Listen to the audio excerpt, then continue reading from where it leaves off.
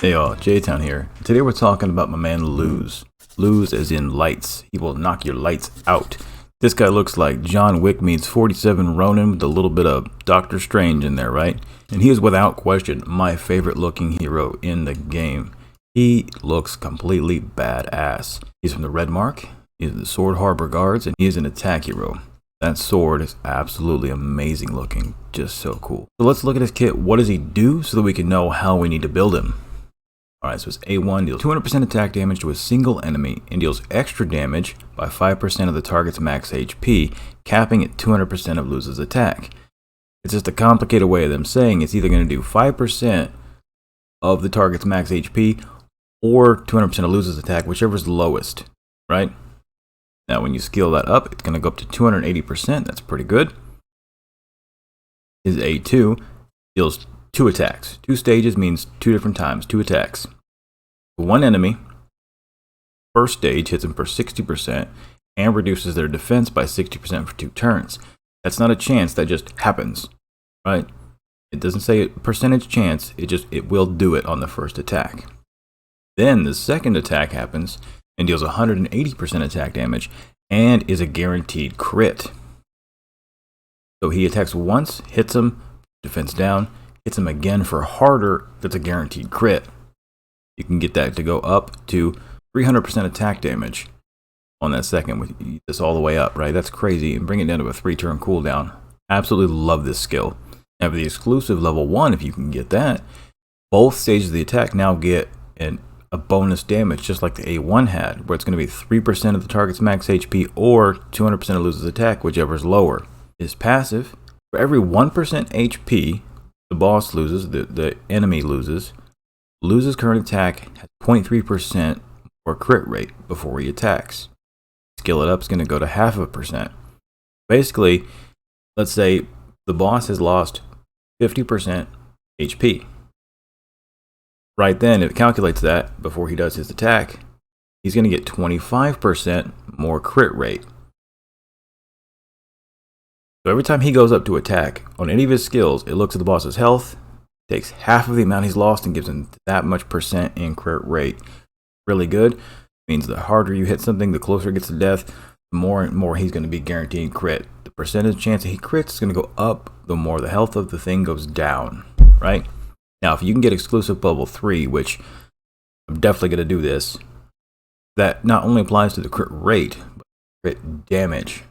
He's going to hit everything so much harder the more he kills it. Basically, he's just a hammer driving a nail, but with each successive hit, he hits harder and harder into the ground. It's great. Now, his A4 is an AoE, and it deals 200% attack damage to all enemies, with another extra damage, but this time 5% of the target's max HP, or 300% of his attack, whichever one's lower, right? Got 2 possible caps, so it can't just be astronomically high. Skill has 50% more leech rate. He's going to have a nice, solid AoE in addition to some really solid single target attacks, making him the perfect swordsman, right? Because he can hit everybody, he can hit one thing hard. He's not weak in either one. Now when you scale it up, you'll get it down to a 4-turn cooldown and 280% attack damage. And then if you get exclusive level 2, the bonus will double. That extra damage bonus doubles, so it could be 10% of the target's max HP or 600% of attack, whichever one's lower. So we found out what he does. He doesn't have to have effect hit to land anything. He just damages everything, throws that defense down on him, and just goes to town with his sword. Protects things with this cool water sword. So that'll tell us how we need to build him gear-wise. Alright, so the more things die, the more crit rate he's going to get, and his A2 has a guaranteed crit on its second hit. So, that means he needs the natural things. He's going to need attack, and obviously, he's going to need speed, because we always want speed. He's not going to need effect hit, because he doesn't need the chance to land that defense down, it just gets applied. And he's already got a proclivity to critically hit. Well, he needs both crit chance and crit damage. The amount of crit damage he needs is going to outweigh the crit chance. A lot of heroes you need to build up to 50% crit rate, then you start building crit damage, because after that, that's going to give you more value. But with Luz, you actually want to build more crit damage and a little bit less crit chance because some of that's already built in. You really need the crit chance just for helping out the A1 and the A4 hit more often than not before the boss has lost HP, right? Once the boss's HP has gone down, he's going to have no problem critting, and you're also going to get a % bonus to the crit damage you built. So he's going to get more mileage out of crit damage than he will out of crit chance, but you don't want to ignore crit chance. So that being said, the set that I really like for him, at least one of them, is the play set. 10% crit chance, 15% crit damage, right? And then the other set I have on him is speed, which ultimately I would change to a feather set, which is HP % and speed. But you can also put on, if he's your carry, you pull him early like I did, a set with leech on it, so he has some sustain, right? Because he's going to be the one getting the kills. He's going to need to stay alive. That's an option for you.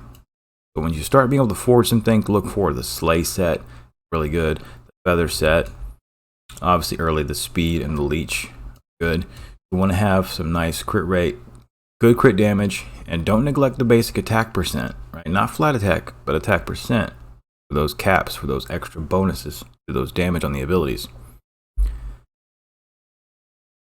Now, since we don't need to get crazy crit rate for him, then just leave crit rate really to the places where it comes automatically. It's the best choice stat in the first slot. If you don't have a whole lot of other stats there, but you can also get crit damage in this slot as well.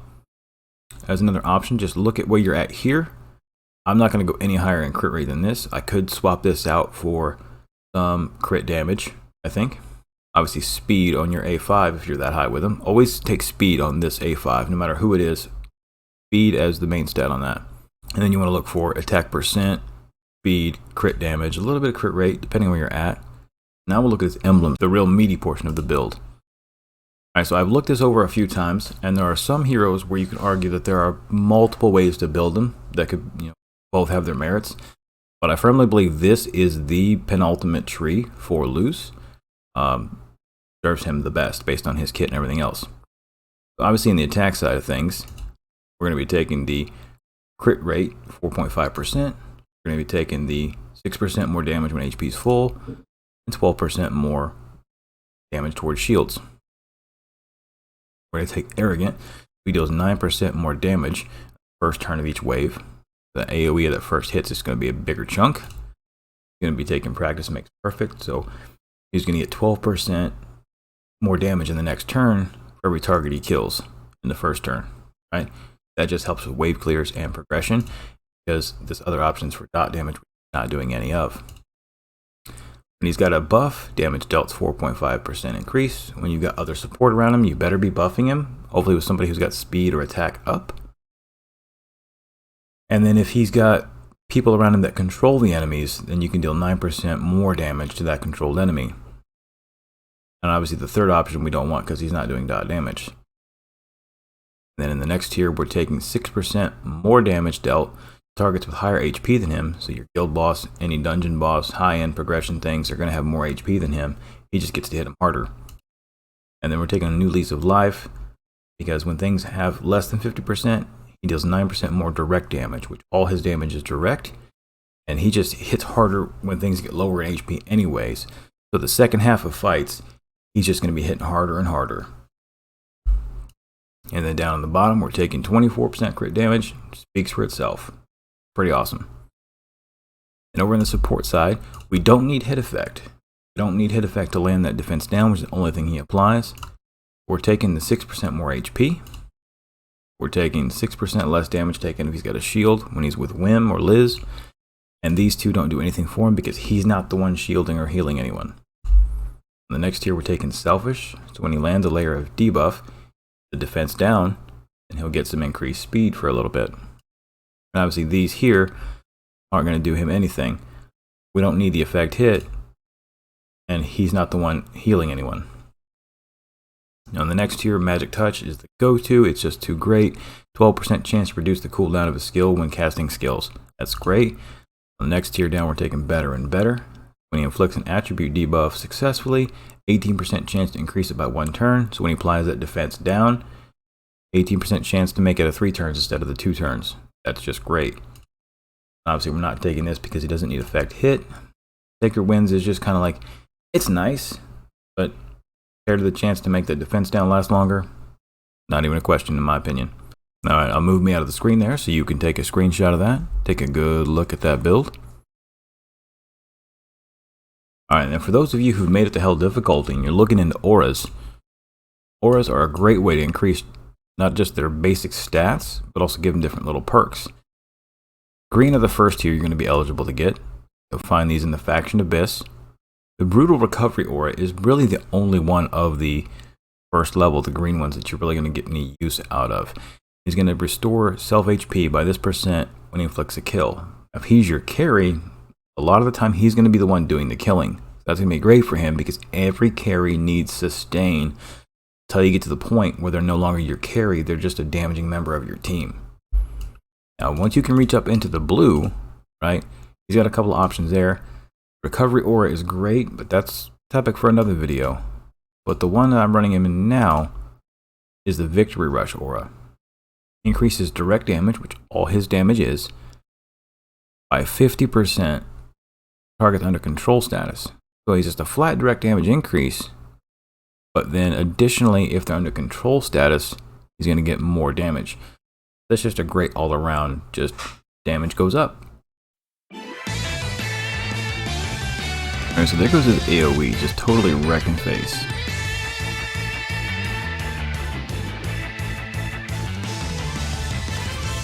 There's that A2, easily hit twice. But since the thing died instantly, you couldn't really see the defense down go on it.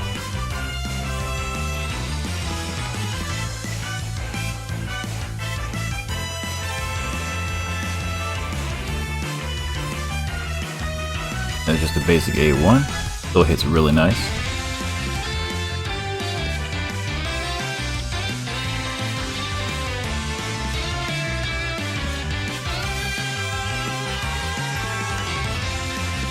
So AoE just wrecking things right there.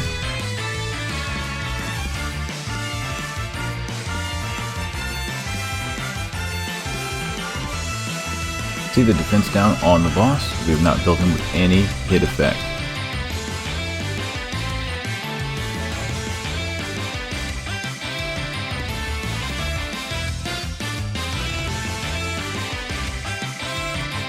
Just really nice skills right there. Forcing that defense down.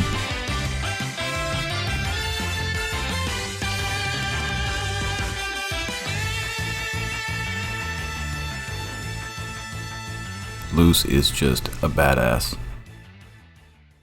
There you have it, ladies and gentlemen. Loose. He'll knock your lights out. Alright, I'm J-Town. I will see you in game. Infinite Magic Raid. Play to slay.